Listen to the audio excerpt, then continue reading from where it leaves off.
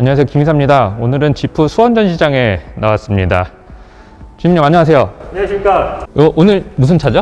오늘 제가 소개시켜드릴 네. 차는 랭글러 네. 지프의 아이덴티티라고 할 수 있죠. 그 차량을 소개시켜드리려고 합니다. 랭글러도 두 종류가 있잖아요. 네, 맞습니다. 랭글러는 네. 루비콘과 오버랜드 네. 두 가지로 출시가 되고요. 제가 네. 오늘 소개시켜드릴 차는 루비콘 파워탑 모델입니다. 오프로드 성향이 더 강한 차인가요? 네, 맞습니다. 일반 AT 타이어라고 많이 말씀하시는데 네. 올로드용 타이어가 아니고 쉽게 말씀드리면 핫도그 네. 모양의 깍두기? 오프로드 타이어가 장착이 되어 있고 네. 파워탑의 장점은 도심에서도 네. 손쉽게 오픈 에어링을 즐김과 동시에 프라이버시도 지킬 수 있기 때문에 네. 이게 큰 장점이 아닐까 싶습니다. 혹시 뭐 지프 수원 전시장만의 뭐 특별한 혜택이라든가 주임님만의 뭐 강점 있으시면 말씀해 주시면 좋을 것 가격 같아요. 같은 경우는 제가 최대한 할인을 더 해드리도록 하고요. 틴팅, 하이패스, 블랙박스 제외하고도 저는 기본적으로 더 많이 혜택을 돌려드리고 있기 때문에 네. 좋은 조건으로 구매하실 수 있을 것 같습니다. 알겠습니다. 외관을 먼저 살펴보도록 하겠습니다. 우선 이 튀어나온 휀더나 이 휠타일만 봐도 전통 오프로더의 느낌이 물씬 풍기는 것 같죠. 대신 이 전체적인 쉐입이나 이런 사이드미러의 형상을 보면 풍절음 같은 것들에는 굉장히 좀 취약할 것 같은 느낌이 들고 있습니다. 이 휠타일 스펙을 보면 2575R 17인치 휠로 편평비가 굉장히 높고, 역시 그 온로드 스포츠 드라이빙보다는 오프로드 주행 성능에 보다 초점이 맞춰진 세팅으로 보시면 될 것 같습니다. 진흙에 빠져도 이 진흙을 꽉 움켜쥐고 나갈 것 같은 느낌이 드는 그런 타이어라고 보시면 될 것 같습니다. 외관에서 이 또 하나 오프로더의 성격을 엿볼 수 있는 부분이 바로 이 앞쪽에 진입각, 그리고 램프각, 뒤쪽에 탈출각 등이 있죠. 일반적인 도시명 SUV들은 보통 진입각이 30도 내외, 탈출각이 25도 내외 정도가 되는데, 랭글러 루비콘의 경우 진입각이 무려 44도, 탈출각이 37도를 형성하고 있습니다. 이 램프각은 28도 정도가 되는데, 역시 험로 주행에 보다 초점을 맞춘 디자인과 형태라고 보시면 될 것 같습니다.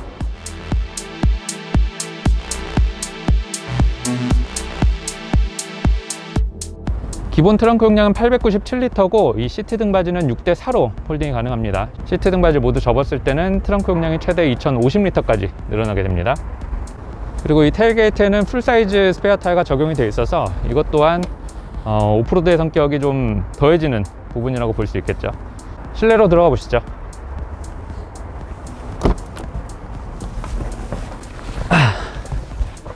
일단 2열 좌석은 밖에서 보는 그런 어떤 볼륨감에 비해서 실내 공간은 그렇게 넓다고 생각이 들지는 않고요. 아무래도 프레임 바디다 보니까 지상고가 높긴 합니다만 이 캐빈룸은 실질적으로 그 헤드룸이 굉장히 많이 확보가 되어 있다거나 뭐 그렇진 않습니다. 이 시트 착자감은 크게 나쁘진 않은 것 같은데, 시트가 좀 짧아서 키가 큰 성인 남성의 경우라면 이 허벅지 지지가 좀 잘 안 되는 상황이 있을 수도 있을 것 같고요. 이 차량은 좀 특색이 있는 차량이기 때문에 이 시트의 착자감이라든가 이런 것들을 보기보다는 실제로 주행하면서 어떤 승차감과 함께 리뷰를 해드려야 맞을 것 같습니다. 그리고 한 가지 독특한 점이 있다면, 이 윈도우 스위치가 이 도어 트림에 적용되어 있지 않고 센터 터널에 적용이 되어 있습니다. 이 창문을 내리는 버튼은 전부 반자동으로 되어 있고요. USB 포트는 C포트와 일반 포트 두 개씩 해서 총 4개의 USB 포트가 적용이 되어 있고요. 230V 파워 아울렛이 마련이 되어 있습니다. 그리고 작은 스토리지가 하나 마련되어 있고, 시트 등받이는 리클라이닝 기능은 따로 없는 것 같습니다. 자세한 건 이따 주행해보면서 이 뒷좌석에 앉아 계실 분들에게 승차감을 한번 물어보는 걸로 대체를 하도록 하겠습니다. 운전석으로 넘어가 보시죠.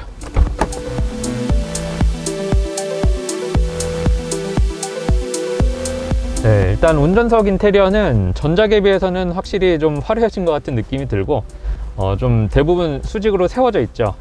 인체공학적인 설계보다는 어떤 디자인적인 부분들이 좀 많이 가미가 됐다고 보시면 될 것 같고, 괜찮습니다. 일단 계기판은 7인치 TFT 컬러 디스플레이가 적용이 되어 있고, 인포테인먼트 스크린은 8.4인치 터치 스크린이 적용이 되어 있습니다. 안드로이드 오토와 애플 카플레이는 전부 지원이 되고요. 뒷좌석과 마찬가지로 이 윈도우 스위치는 이 도어 트림에 적용되어 있지 않고 센터 패시아 쪽에 적용이 되어 있습니다. 창문은 내리는 건 전자동으로 되고 올리는 건 반자동으로 조절을 해가면서 올려야 될 것 같네요. 이게 아무래도 그 오프로드 주행할 때 이제 목을 빼서 밖을 확인하는 상황에서 이게 자동으로 올라와 버리면 좀 위험할 수 있다고 판단을 했던 것 같습니다. 나머지 기능들은 주행을 실제로 해보면서 추가적으로 알아보도록 하겠습니다. 출발하시죠.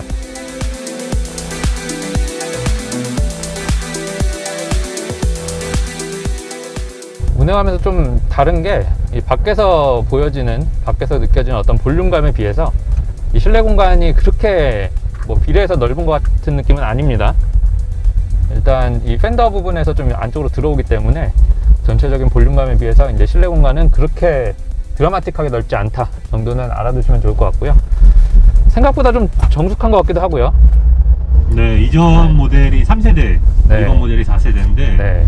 3세대에 비해서 승차감 면이라든지 이런 부분에 있어서 굉장히 나은 보완을 했다는 게 장점이라고 볼 수 있을 것 같습니다. 지금 이 차량은 2.0 싱글 터보 직분사 가솔린 엔진이 탑재가 되어 있고 자동 8단 변속기가 물려 있고요.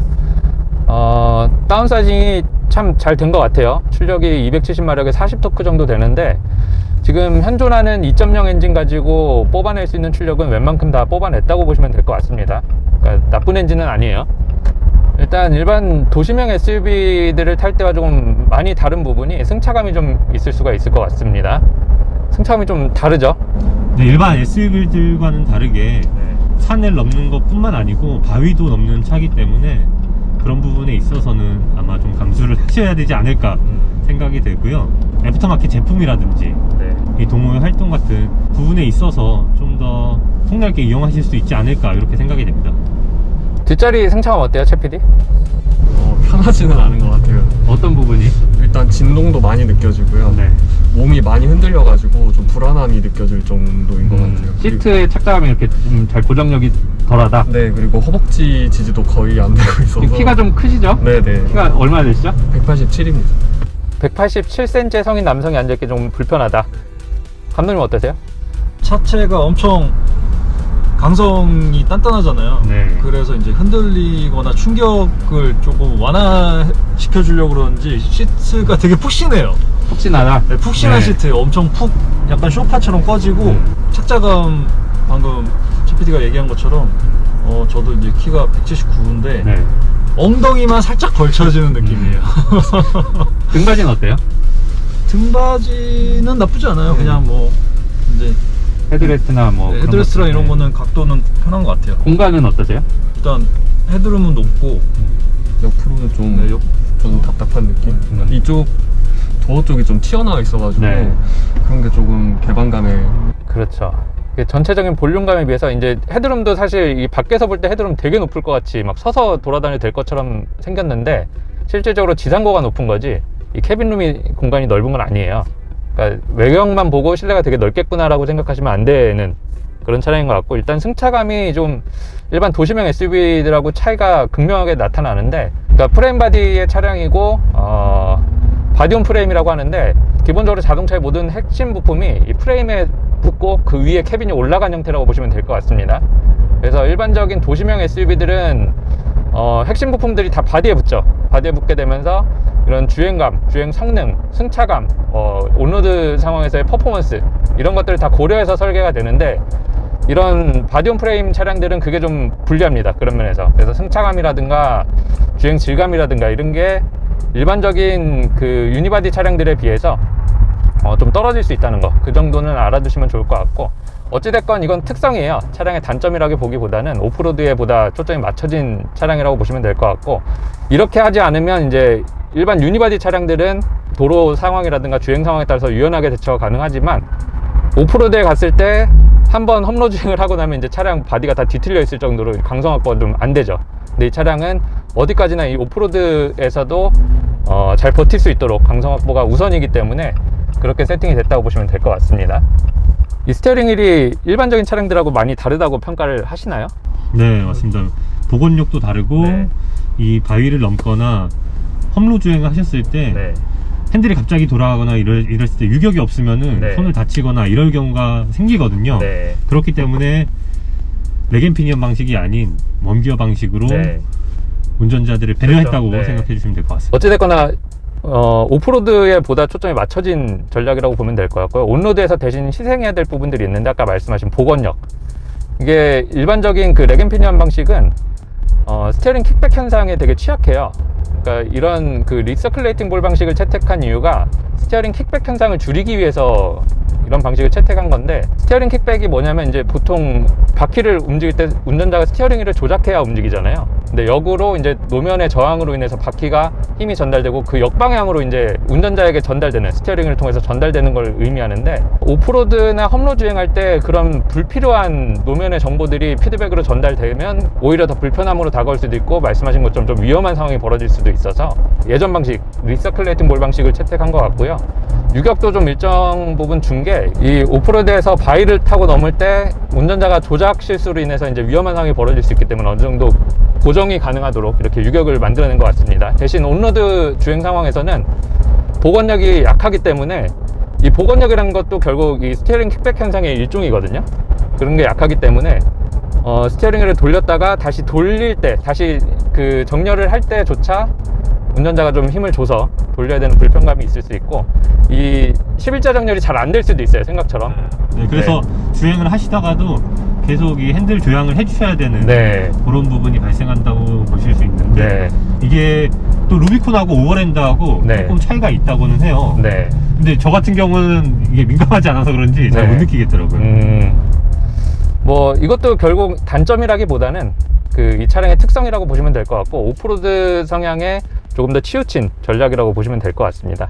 보통 루비콘 그 구매하시는 분들은 이런 거 별로 신경 안 쓰시잖아요. 그렇죠. 루비콘은 정말 감성, 디자인. 이것조차, 이 불편함조차 감성으로 여기시는 분들이기 때문에 단점이라고 말하기가 좀 그렇죠. 이 핸들 네. 조작하는 데 있어서 차를 내 마음대로 좀 움직인다. 네. 그런 부분으로 받아들이셔도 좀 좋지 않을까. 그렇죠. BMW가 그래요. BMW는 이제 렉앤피년 방식의 기어를 채택을 했는데, 그 스티어링 킥백 현상을 줄이기 위해서 전륜 로어암을 이제 두 개로 쪼개놓죠. 듀얼 링크로 만들어놔서 이 가상의 피벗을 만들어서 킹큰 옵셋을 줄이는 전략으로 이제 그 스티어링 킥백 현상들을 줄여놔요. 그래서 실제로 BMW 오너들은 이 스티어링 휠을 온로드 스포츠 드라이빙 할 때 본인들이 조작하는 거 외적으로 이제 스티어링 휠을 움직이는 걸 되게 꺼리거든요. 그래서 실제로 BMW 차량들은 복원력이 좀 약해요. 다른 일반적인 차량들에 비해서 본인이 직접 움직여야 하는 그런 부분에 있어서는 이제 차량의 성향에 맞게 그렇게 세팅이 됐다고 보시면 될 것 같아요. 그리고 이 차량은 그 지금 전륜이랑 후륜 모두 서스펜션이 리지드 방식이죠. 리지드 엑셀. 네. 전후륜 모두 리지드 엑셀 방식의 5링크로 되어 있을 거예요. 그래서 오른쪽에 2개, 왼쪽에 2개, 그리고 양쪽을 잇는 하나의 암으로 구성이 되어 있어서 5링크 방식의 리지드 엑셀이라고 보시면 될 것 같은데, 온로드 상황에서 승차감에 좋은 방식의 서스펜션은 아니죠. 지금 암이 상당히 길게 꽂혀 있는데, 보통 이 링크들이 밖에 붙을 때 횡방향으로 붙어 있잖아요. 근데 이 차량은 수직 방향으로 일자로 붙어 있어요. 그래서 이제 상하 바운싱이라든가 상하로 발생되는 큰 충격에 대한 대응력은 굉장히 좋은데, 자잘한 잔진동이라든가 이 횡력, 이 횡방향으로 발생하는 힘, 예를 들면 이제 코너링 폭스 같은 거를 견뎌내는 힘이 굉장히 취약할 수 있어요. 그래서 한계점이 좀 낮다는 거 이해하시고 있으면 좋을 것 같고, 어디까지나 이 차량은 온로드 스포츠 드라이빙용 차량이 아니고, 이 타이어도 스포츠 드라이빙에 적합한 타이어가 아니기 때문에 온로드 상황에서 이렇게 과격하게 주행한다거나 그런 상황이 벌어질 수 있는 차량은 아니죠. 그래서 어디까지나 오프로드 성향의 차량이라고 보시면 될 것 같고, 이런 방식의 서스펜션 구조를 가지고 있는 근본적인 이유가 이제 험로 주행할 때 상하로 움직이는 힘에 대한 저항력이라든가 대응할 수 있는 대응력이 굉장히 좋아지기 때문에 이런 방식을 채택했다고 보시면 될 것 같아요. 이것조차 감성이죠. 네, 맞습니다. 왜냐면은 제 생각은 그렇습니다. 이 온로드에서 말씀하신 요철조차도 네. 오프로드라고 생각하시고 넘으시면 좋지 않을까. 그렇죠. 네. 어차피 이게 이 차를 구매해서 오프로드를 뭐 주기적으로 다니지 않는다고 해도 심리적으로 내 차는 그런 험로도 갈 수 있어 라는 그런 만족감에서 이런 단점들이 어느 정도 해석이 되지 않을까 라는 생각을 해보고 있습니다. 특색이 되게 뚜렷하죠. 네. 이 개성이 되게 강한 차량이라 이걸 단점이라고 말하기가 좀 어렵죠. 최 PD 이거 그 캠핑 좋아하시잖아요. 캠핑 때문에 차를 구매한다고 했을 때 이 차량도 그 구매 목록에 들어가 있었나요? 원래? 원래는 없었죠. 원래 구매 목록이 없었나요? 이 차량이? 네, 없습니다. 지금 타보니까 어때요? 사고 싶은 마음이 든다 안 든다? 든다 안 든다라고 얘기하시면 안 든다 두 개일 것 같아요. 몇 점? 6.5점? 그 정도? 6.5점? 왜냐면은 저희가 캠핑할 때 장비가 좀 많은 편인데 네. 차를 2대를 가져가야 될 정도라서 가족들이 네. 함께 이동하니까. 함께 네. 이동하고 장비만 뒷좌석에 실어도 폴딩을 해도 좀 모자라요. 아. 그래서 지금 프레임도 있고 네. 조금 적재하기에는 부족할 것 같고 저는 만약에 지프 쪽에서 차량을 산다면 그랜드 체로키 쪽이 체로키가 훨씬 더 적합하다? 맞을 것 같습니다. 그래요. 이게 실내 공간을 확보하는 게 더 중요하신 분들에게는 그랜드 체로키가 오히려 더 맞는 선택이 될 수 있을 것 같아요. 근데 그런 거 있잖아. 캠핑장 가서 내가 짱 먹고 싶다. 그 감성 쪽에서는 네. 압도적이죠. 이거 끌고 가면 일단 짱 먹을 수 있잖아. 그리고 또 이 루비콘 차량들 주변에 있으면 같이 또 친분도 쌓을 수 있고, 이렇게 이거 뭐예요? 이렇게 물어보고 또 그렇게 될 수 있는 부분들이 있어서 어떻게 보면 되게 매니악한 차량이라서 그런 부분에서 좀 이점이 있을 수 있어요. 네, 맞습니다. 매니아층들이 굉장히 두텁기 때문에 차량 디자인이라든지 뭐 변화하는데 네. 보수적이기도 하고요. 네. 3세대 네. 탑승하셨을 때도 그렇게 크게 많이 달라진 점은 못 느끼실 거예요. 외관적으로 보셨을 때. 네. 근데 승차감이나 이런 부분에 있어서 많이 발전이 됐기 때문에 이런 부분이 차이점이라고 보시면 될 것 같습니다. 생각보다 저는 되게 정숙해서 좀 놀랐어요. 그러니까 주변 지금 소음이 있어서 그럴지 모르겠는데 생각보다 이 차량은 막 디젤 시끄러운 사운드가 막 나야 될 것 같은데 그런 게 이제 없죠. 실제로 타보면 이제 약간 반전 매력이라고 하면 반전 매력인데 또 엑셀 페달 밟으면 그만큼 엔진 소음은 들어오긴 해요. 엔진 음이 터프한 느낌이죠. 터프한 느낌이 좀 감성이 살려 있긴 한데 생각보다 이렇게 도심에서 이제 저속 주행할 때 소음이 생각보다는 좀 덜한 것 같고 대신 이제 고속 주행을 하게 되면 이제 노면 소음이라든가 풍절음에 이런 것들에 대해서는 좀 취약하겠죠. 네, 아무래도. 맞습니다. 이거는 차량 구조적인 문제도 있을 것 같고요. 네. 아무래도 거의 직사각형에 가까운 차량 디자인이다 보니까 그런 부분에 있어서는 아마 다른 차들도 거의 동의를 할 거라고 생각이 들고 있습니다. 네. 다만 저희 차량 자체가 이제 도어도 탈거가 되고 네. 전면 유리창도 넘어가거든요. 네. 그쵸. 그렇기 때문에 네. 그 모듈 형식이라고 말씀을 제가 고객님들한테 드리는데 네. 그런 부분에 있어서 또 장점이 될 수 있지 않을까 이렇게 생각이 됩니다. 오픈웨어링이 되잖아요. 이 차량은 지금 파워탑이죠. 네, 맞습니다. 뚜껑을 열었을 때 까브리올레라든가 뭐 컨버터블 또는 뭐 있죠? 스파이더 뭐 이런 이름으로 불리고 있는데 스포츠 세단들을 뚜껑을 열고 달리면 문제가 뭐냐면 약간 그 집중되는 게 있어요. 좀 그쵸. 부담스러워요, 되게. 특히 이렇게 정차했을 때 주변 시선들이 굉장히 많이 느껴지고 부담이 되거든요. 차 실내가 훤히 들여다보이고 이런 부분에 대해서. 근데 이 차량은 지금 뚜껑을 열어도 아무도 모를 거예요. 오프닝을 마음껏 부담 없이 할 수 있다는 장점이 또 있죠. 감독님은 이 차량 원래 뭐 이렇게 구매하고 싶다거나 그런 생각 혹시 있으셨어요? 근데 어릴 때 남자들은 장난감 가져놓을 때 네. 오프로드 차를 제일 좋아하잖아요. 사실. 저도 로망이 있어요. 네, 네. 오프로드 아니면 뭐 스포츠카인데 그 어릴 때는 아무래도 이제 흙바닥에서 놀다 보니까 네. 오프로드 이제 차량에 대한 그 선망의 대상인데 일단 저는 루비콘 매우 좋아하고요. 네. 일단 승차감이 안 좋다는 것도 예전에 타봐서 아는데 네. 지금 뒷자리 탄 건 처음이에요. 근데 뒷자리 타서 딱 보니까 이 창문이 되게 서 있잖아요. 그렇죠. 직각이죠. 공사가 없어가지고 네. 빛이 되게 안 들어와요. 아. 지금. 그래서 되게 아늑해요. 지금 약간 어둠침침한 게 그럴 수 되게 있겠네. 네. 아늑하고 뒷자리 탔을 때 이건 지금 약간 새로운 경험이고 네. 긍정적으로 지금 생각이 들고 이 딱딱한 승차감은 계속해서 내가 오프로드를 가고 있다라는 느낌으로 약간 긍정적으로 생각할 수 있는 것 같은 그런 감성적인 느낌이 있는 것 같아요. 그럼 약간 지금 뽕 맞았네. 네. 지금 네. 이게 4세대라고 하셨죠? 네, 맞습니다. 저 3세대를 타봤는데 너무 디자인이 예쁘게 바뀐 거예요, 지금. 그전에는 딱 진짜 전형적인 미국 차의 그 아무것도 없는 느낌이었는데 지금 디자인 너무 센터페시아랑 기어봉 이런 거 너무 예뻐서 지금 얼핏 보면 지바겐이에요, 약간. 그러니까 그런 감성적인 측면도 있고 이게 원래 사실 루비콘 뽕 맞으면은 다 예뻐 보이거든. 승차감조차 좋게 느껴지고 소음 다 감성이야. 이 차는 원래 이렇게 타는 거야. 지금 이렇게 요철 넘을 때 내 차 다 무적이야. 이거 다 밟고 지나갈 수 있어 라는 느낌으로 넘게 되지 이게 불편해 라는 생각을 잘 못하게 되죠. 그래서 뽕을 조심해야 돼. 루비콘은 그런 차입니다. 지금 근데 자신감 하나는 되게 좋아요. 이 차는 차고도 높고 지금 저런 요철 되게 큰 요철 지날 때 사실 감독님 차 타고 저거 넘었으면은 차 박살나는 느낌 날 거예요. 네, 서스펜션 지금 터졌나 라는 생각이 들 정도로. 근데 이 차는 그냥 무시하고 가면 돼. 일단 그런 부분에 있어서는 굉장히 이게 자신감이 충만해지는 그런 그런 차라고 보시면 될 것 같고, 이 차 지금 파트타임 사륜구동이 기본이에요. 그 일반적인 도시명 SUV 차량들은 지금 대부분 그 AWD 상시사륜, 그 주행 여건에 따라서 뭐 100대0, 9대1, 뭐 6대4 뭐 이렇게 계속 수시로 구동력을 분배해 주는데, 이 차량은 기본이 이제 원할 때 이제 사륜 구동을 넣으면 5대5 정직하게. 그래서 이 온로드용 사륜 구동은 아니라고 보시면 될 것 같아요. 필요할 때만 넣고, 이 오프로드에서 이제 좀 험로 빠져 나올 때 그럴 때만 넣는 사륜 구동이라고 보시면 될 것 같고, 이 아래쪽에 4L 모드가 있어요. 이 4L 모드를 넣으면 기어비를 4대1로 바꿔서 토크를 증대시켜주는 그런 모드라고 보시면 될 것 같아요. 그래서 4L 모드를 넣으면 30km 이상 주행을 못 할 거예요, 아마. 네, 맞습니다. 그렇기 때문에 4L 모드는 정말 험한 오프로드, 네. 아니면은 견인하실 때 네. 이렇게 차량이 처음에 이제 움직일 때 좀 힘든 부분이 있잖아요. 그럴 때 사용하시면 좋지 않을까 이렇게 생각이 되고요. 또 일반적인 도로에선 사용을 권장드리진 않고 있습니다. 그렇죠.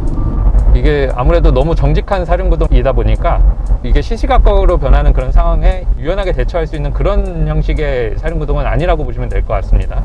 그리고 이쪽에 보면 이제 디퍼런셜 락 기능도 있죠.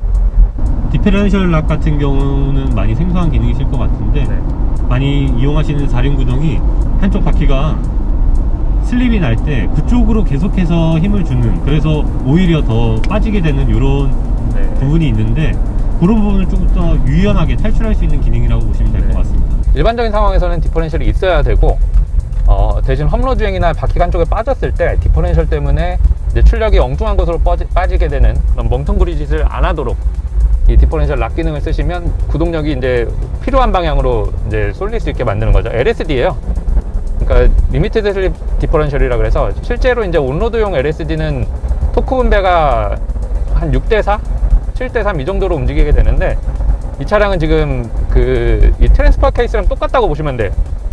이 디퍼런셜 락 기능을 누르면 정직하게 절반, 사륜 구동을 넣고 이 디퍼런셜 락 기능을 누르면 네 바퀴에 동일하게 25, 25, 25, 25 구동력이 배분된다고 보시면 될 것 같아요. 그래서 세 바퀴가 다 빠져도 한 바퀴만 살아있으면 나올 수 있어요. 그런 기능이라고 보시면 될 것 같고, 이 오른쪽에는 스웨이바 오프 버튼도 있죠. 네, 스웨이바 기능이 일반적인 차량들과 다르게 좌측 바퀴와 우측 바퀴가 정말 자유롭게 움직일 수 있는 기능이라고 네. 생각하시면 편할 것 같습니다. 이게 채피드 들어봤어요? 스웨이바? 처음 들어봤어요. 스테빌라이저는 들어봤나요? 네, 들어봤어요. 안티롤바, 뭐 스테빌라이저 이거랑 똑같다고 보시면 돼요. 그러니까 스웨이바는 이제 스테빌라이저인데, 스테빌라이저가 양쪽 바퀴 이렇게 묶어서 이제 주행할 때 주행 안정감을 주잖아요. 이렇게 흔들리지 않도록. 근데 이걸 오프하게 되면 보통 오프로드 상황에서 양쪽 바퀴가 높낮이가 되게 심하게 틀어져야 되는 상황이 벌어질 수 있죠. 그럴 때 이걸 누르면 이제 가운데 액추에이터가 작동을 해서 붙였다 뗐다 하는 거예요. 그래서 평소에 이렇게 주행할 때는 누르면 안 되고, 오프로드 상황에서 이제 좀 많이 기울어야 되는 그런 구간에서 누르고 주행을 하면 좀 안정성에 도움이 되죠. 그렇게 보시면 될 것 같아요. 지금 조금 속도 올렸거든요. 78km 정도 가고 있는데 풍절음이 들려오네. 노면 소음인가요? 네, 노면 소음 네, 노면 하고 이제 풍절음도 들려오는데, 이 들려오는 이유가 네. 위에 소프트탑이기 때문에 아무래도 방음이 좀 취약할 수밖에 없다. 네. 비 올 때도 네. 고객님들 시승시켜 드리면은 좀 많이 놀라워하네요. 소프트탑 처음 경험하시는 분들은. 그렇죠. 근데 저는 이것 또한 감성이다 이렇게 설명드리고 있습니다. 빗소리도 감성이죠. 네. 네, 되게 감수성에 젖어서 그때는 음악을 틀면 되거든요. 저는 또 이 네. 루비콘 자체가 자연 친화적, 그렇죠. 뭐 이렇게 네. 말씀드리기도 하는데, 네. 이 빗소리 듣는 것도 자연을 느끼는 일부가 아닐까 이렇게 말씀드리고 있습니다. 좋은 말씀이신 것 같아요. 이게 자연 친화적, 그리고 어떤 이 기계적인 감성 이런 것들을 느끼시고 싶으면 루비콘밖에 사실 대안이 없습니다. 이 정도 온로드 승차감 내가 감수할 수 있어, 이 정도 컴포트하면 내가 포기할 수 있어 라고 하시는 분들은 사실 대안이 없어요. 그냥 이거 그냥 사시면 돼요. 다른 거랑 뭐 비교할 거 없이 그냥 사시면 되는 차량이기 때문에 사실 리뷰가 의미가 있나 싶기도 하고요. 좀 저도 이게 리뷰하면서 현타가 좀 밀려오고 있습니다. 최 PD는 그럼 아까 점수는 들었고, 이 차량 6.5점, 감독님 몇 점 정도 주실 수 있을 것 같아요? 저는 가격 생각 안 하면은 9점이에요. 9점. 9점. 지금 전기차들 보시고 계신데 갑자기 루비콘으로 넘어오시는 거 아닌가 걱정이 되네요. 약간 뽕 맞으신 것 같은데 불편해요. 이거 지금 스티어링 내가 정렬을 못 하겠어. 계속 왔다 갔다 하고 있거든요. 괜찮아요, 이런 것도? 사실 뒷자리도 엄청 이게 쿨러이는 거랑 다르게 이 서스펜션이 길어서 그런지 아니면 타이어 편평비가 높아서 그런지 모르겠는데 네. 계속 약간 춤을 춰요 뒤가. 꿀렁거리죠? 네, 약간 좌우로 막 꿀렁꿀렁거려서. 네. 이 서스펜션이 리지드 엑셀 방식이 이 구동축이 같이 움직이잖아요. 그런 부분에서도 좀 있을 수 있고요. 이게 횡지에 되게 약해요. 아, 서스펜션 그러네요. 구조가. 이게 위아래 따로 네. 노는 느낌이네요. 지금. 횡지가 이게 이 정도 상황에서도 받쳐주지 못해요. 서스펜션 암들이. 위아래 상하 큰 충격들은 되게 잘 버텨주는데 그런 부분에서 좀 이렇게 피드백이 전달되지 않을까 그런 생각을 해보고 있습니다. 이런데도 구매하고 싶다. 네, 충분히 이 느낌이 재밌을 것 같아요. 잘 활용을 하면. 그러면 이미 뽕을 맞았네요. 네, 감독님은. 네. 저도 뭐 사고 싶긴 해요. 사실 갖고 싶은 차 중에 하나고, 뭐 생활 여건상 뒷자리에 이제 저랑 취향이 다른 분들 태우기에는 좀 부담스럽고, 부모님들 특히 태우면 왜 이런 차 샀냐고 이제 뭐라 하실 것 같은. 그렇기 때문에 뭐 나 혼자 즐기기에는 사실 이런 차 하나 구매하면 인생이 확 달라질 수 있을 것 같은, 생활이 완전 달라지죠. 일단 저는 디자인적으로는 10점 만점에 10점이고, 뭐 인체공학적이든 아니든 별로 사실 그게 중요하진 않아요. 지금 이 레이아웃에 그냥 뭐 이게 좀 사실 말이 안 되는 부분이 있는데, 이 문짝을 떼기 위해서 여기 있는 건가요? 윈도우 네, 스위치가? 맞습니다. 근데 어차피 문짝 떼면 윈도우 스위치를 조작할 일이 아예 없는데, 그러니까 이게 좀 약간 말이 안 되는 부분이 있어요. 감성적인 측면으로 이렇게 해놓은 건지 정확히는 모르겠습니다. 근데 일단 뭐 레이아웃이 어떻든 간에 그냥 저는 뭐 디자인적으로는 10점. 그리고 지금 제 생활 여건상에 이 차를 구매하기가 사실 부담스러운 게, 저희 와이프가 멀미를 굉장히 많이 해서 웬만한 차를 타면은 다 까여요. 네, 그래서 이 차 타고 시승 한번 해보자 그러면 이건 절대 못할 차라고 얘기를 할 것 같고, 저희 딸이 지금 5살인데 저희 딸은 굉장히 좋아할 것 같습니다. 생긴 것부터 해서 뒷자리 타서 되게 좋아할 것 같고, 그런 게 있어요. 저도 캠핑 별로 안 좋아하는데 네. 이제 애기가 있으니까 애기랑 그런데 다니는 걸 좀 해야 되지 않을까라는 생각이 있어서, 사실 또 그런 뭐 캠핑을 한다거나 그런 생활이 제 생활에 이제 들어오게 되면 뭐 이런 차 한 대쯤 있으면 좋을 것 같다는 생각이 문득 듭니다. 얼마까지 해줄 수 있어요? 지금 공식적인 프로모션 가격도 안 나왔습니다. 왜냐면은 네. 22년씩 올라가면서 가격이 올라간다, 네. 이렇게만 저희가 나왔고, 공식 프로모션 가격 나오는 것보다 네. 제가 진짜 뭐 팬티만 입고 나머지 다 벗어서 드리도록 하겠습니다. 알겠습니다. 연락드릴게요. 알겠습니다. 갑자기 이제 고객 2명이 생겼어요 지금. 자, 오늘 리뷰 여기까지 하고요. 이 사실 뭐 리뷰하는 게 큰 의미가 있는 차량은 아니기 때문에 뭐 가볍게 농담 던지듯이 했는데, 뭐 그 와중에도 얻어질 수 있는 정보가 있었으면 좋을 것 같고요. 다음에 더 좋은 컨텐츠로 다시 찾아오도록 하겠습니다. 감사합니다.